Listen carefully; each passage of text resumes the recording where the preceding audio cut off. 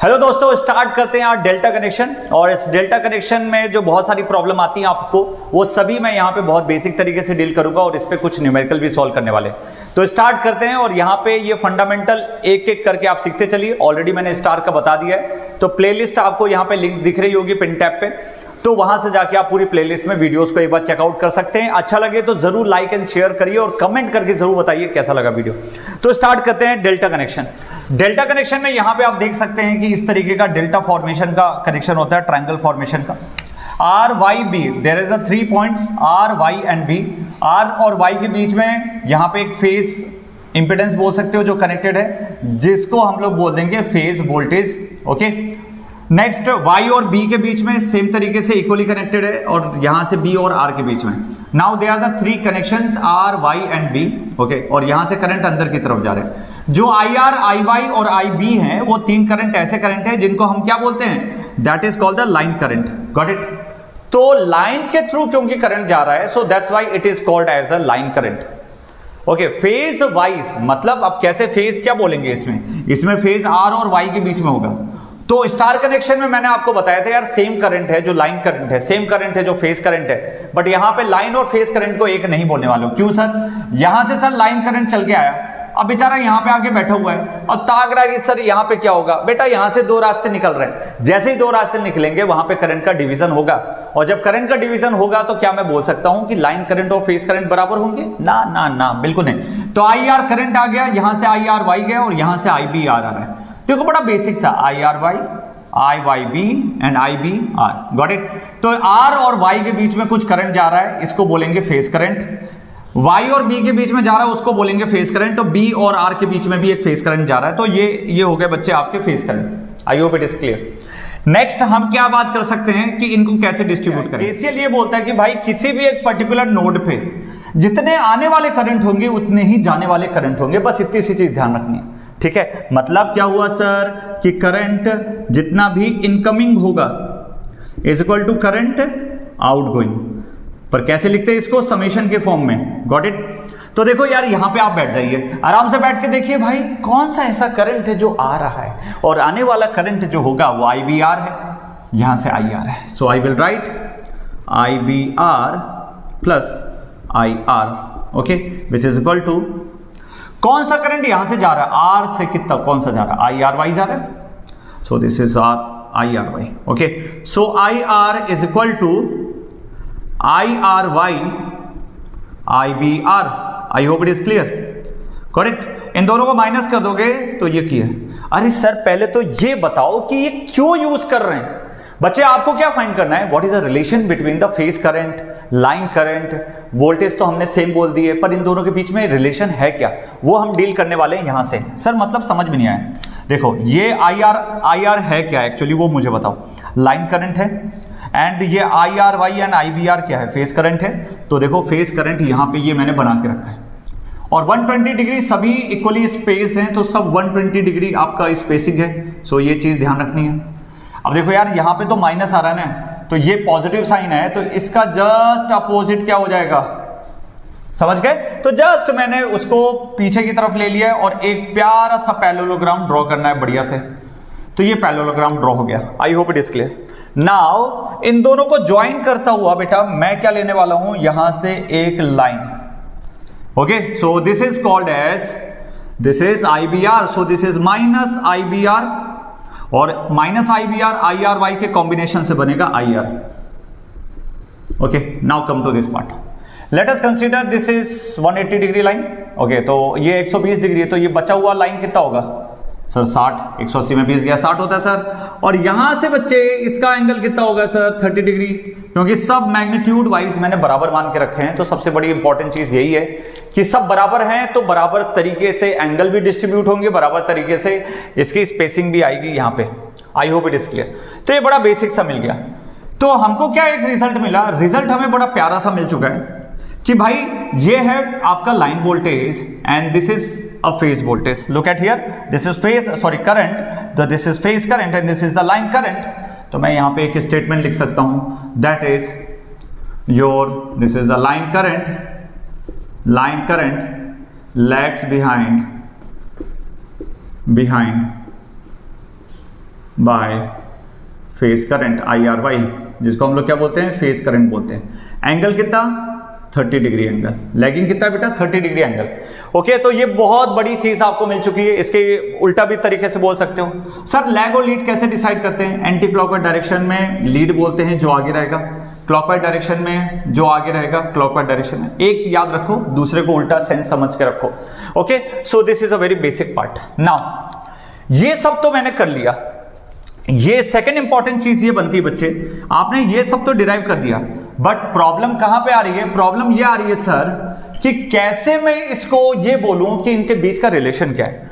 सो vectors में और phasors में हम लोग बहुत इंपॉर्टेंट तरीके से रिजल्टेंट पढ़ते थे, VR is equal to root के अंदर, ठीक है। सो वैसे यहां पे ये रिजल्टेंट है, this is IR, it is nothing but कितना, इन दोनों का कॉम्बिनेशन। सो IRY का होल स्क्वायर, IBR का होल स्क्वायर प्लस, अब यहां से कितना हो जाएगा, this is nothing but 2 IRY IBR, और इन दोनों के बीच में कॉस ऑफ एंगल। इन दोनों के बीच में कॉस ऑफ एंगल कितना है सर, 60 डिग्री। तो बस ये हो गया आपका काम। Now look at here, IRY क्या है सर? सर ये फेज करंट है, ठीक है। IBR क्या है सर? फेज करंट है। तो IPH स्क्वायर, ये भी कितना होगा सर? IPH स्क्वायर, और ये 2 टाइम्स कितना हो जाएगा sir? IPH square, IPH into IPH square. cos 60 कितना होगा? cos 60 मतलब sin 30, sin 30 मतलब कितना हो गया? 1/2, 2 और 2 कैंसिल हो गया, तो यहां से IPH सबका स्क्वायर है, एंड सब जोड़ोगे तो 3 आ जाएगा। सो ये बन गया 3 IPH स्क्वायर। क्योंकि ये स्क्वायर में है तो बेटा 3 को अकेले छोड़ के आ जाएगा, बोलेगा IPH, और बगल में क्या बन गया? √3। तो ये क्या बन गया? IR। तो यहां से आपको क्या हो गया? IR is equal to IPH √3। आसान है, ये इसी तरीके से हमने स्टार में फाइंड किया था, ठीक है। तो एक बार आप चेक कर लेना, बहुत बेसिक तरीके से हमने डिराइव कर दिया।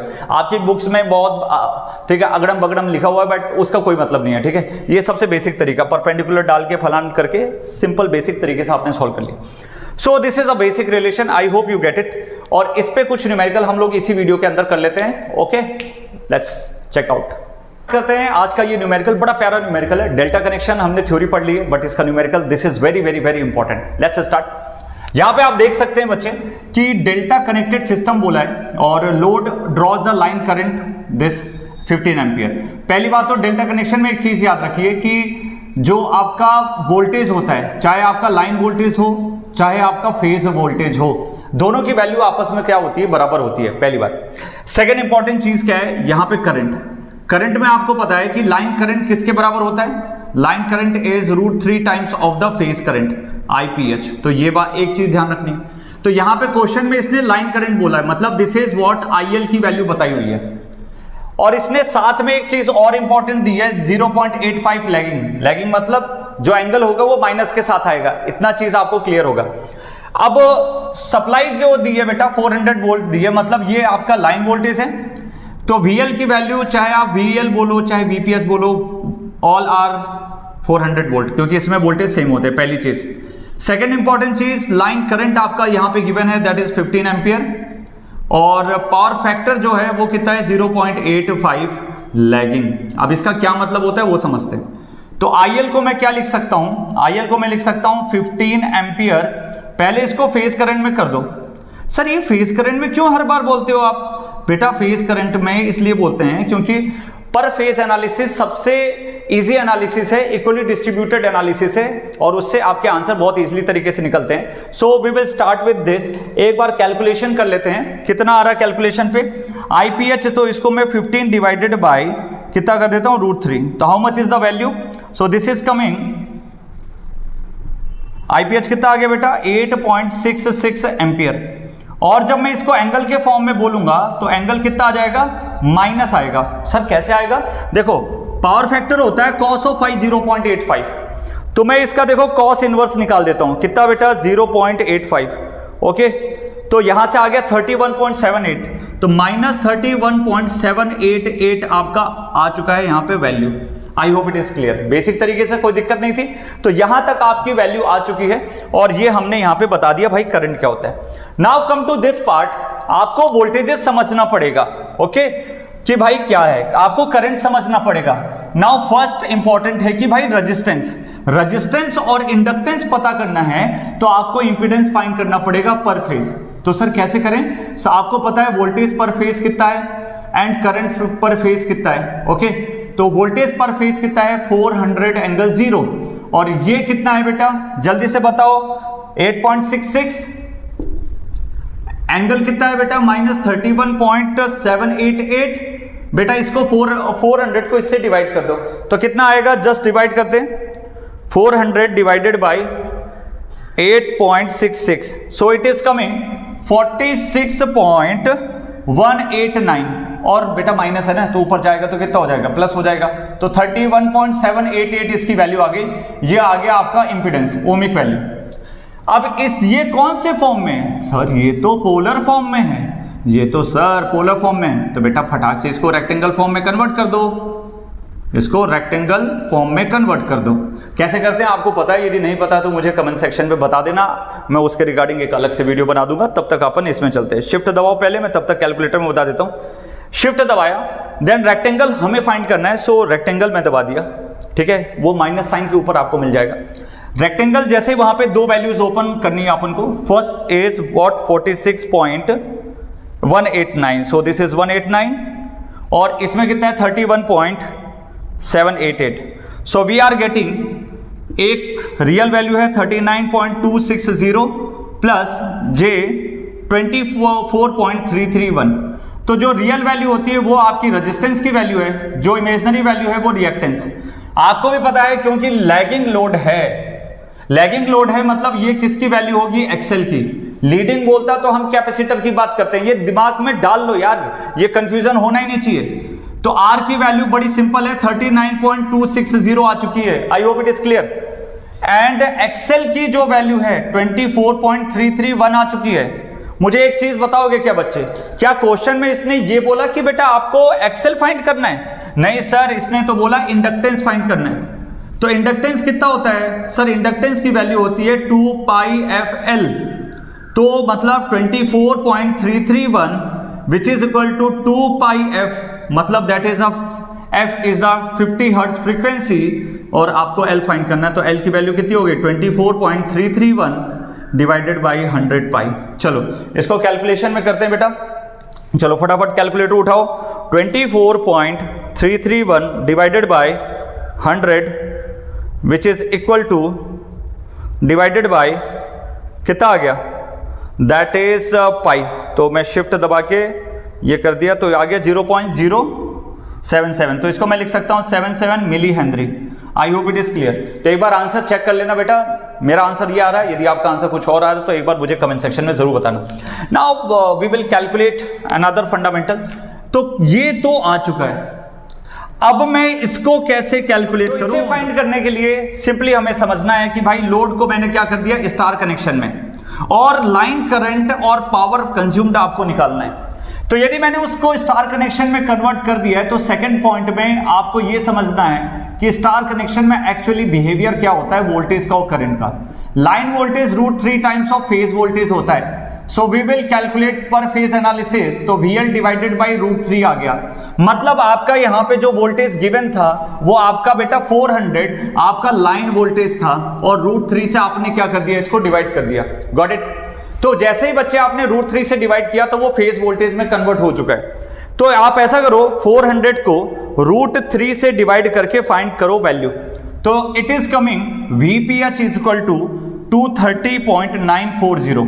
तो ये किसका है बेटा, पर फेज वोल्टेज की वैल्यू आ चुकी है। I hope it is clear. अब क्या करना है बच्चे, जब पर फेज वोल्टेज की वैल्यू आ चुकी है, मेरे पास पर फेज इंपीडेंस दिया हुआ था जो मैंने अभी फाइंड किया, तो उसका यूज करके मैं क्या कर सकता हूं, यहां पे करंट पर फेज फाइंड कर सकता हूं। कैसे करेंगे, VPH डिवाइडेड बाई ZPH। तो ये कैलकुलेशन आपको करनी है, ठीक है, ओके। तो ये करके कमेंट सेक्शन में बताना आपका आंसर क्या आ रहा है, मैं वेरीफाई कर दूंगा, थम्स अप कर दूंगा उसमें। तो बड़ा बेसिक कैलकुलेशन, पोलर फॉर्म में कन्वर्ट करके आपको डिवाइड कर देना है। एंड नेक्स्ट है बेटा आपका पावर कंज्यूम्ड, और पावर कंज्यूम्ड आपको पता है कितना होता है, क्या होता है बेटा power consumed, P is equal to √3 VL IL cos of 5। तो √3 VL मतलब जो लाइन वोल्टेज दिया हुआ था 400, IL मतलब आपका लाइन करंट हो गया। सो जो भी वैल्यू आएगी वो लाइन करंट की यहां पे रखना, क्योंकि फेज करंट और लाइन करंट आपस में क्या होता है, बराबर होता है। और फिर बाद में जो भी एंगल आपका बन रहा होगा, जो आपने यहां पे कैलकुलेट किया था, उसके हिसाब से आपने फेजर वोल्टेज की वैल्यू आई, वो यहां पे आप रख देना पावर फैक्टर की, और मुझे कैलकुलेट करके बताना कितना एंगल आया है। सो बड़ा सिंपल है, एक बार ट्राई करके देखिए, नहीं आता तो मुझे बताना, I will make another video. Thank you so much. अलग अलग वीडियोस के साथ और बहुत सारे इंपॉर्टेंट कंसेप्ट के साथ आते रहूंगा। वीडियो अच्छा लगा तो लाइक और शेयर जरूर करिए, कमेंट करके जरूर बताइए कैसा लगा ये हमारा video. Thank you so much, bye bye.